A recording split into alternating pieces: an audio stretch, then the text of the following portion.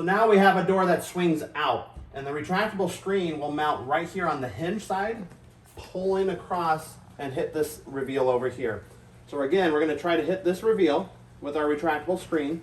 And you can see again that reveal goes all the way around the door to the top and follows it all the way down the right hand side. So then what we're going to try to do again is try to align the sill adapter into that reveal and adapt it into the customer's existing threshold. So you can do this exterior sill going back at too much of an angle, so that won't work. Square sill adapter will create a nice bump up on the threshold, so we don't want a tripping hazard.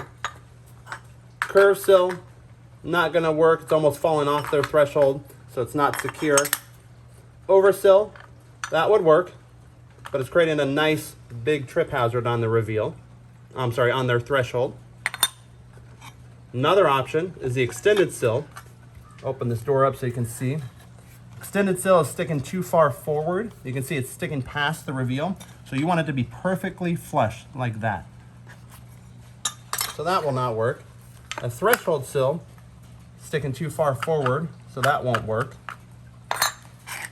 You just got to go through all of them, test which one will work. This is the hinge sill. That would work. You can screw that in. You can see it's nice and flush right there. Next is the decalume. That won't work because it's coming too far forward past the reveal. And then you got the interior sill. Nice flush. And then again, you want to test it on the other side of the door. So you just slide it across.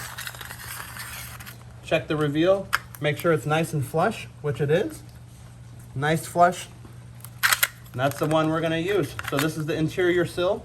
You just go around all of the doors and check the sill adapter to the threshold. And there you go.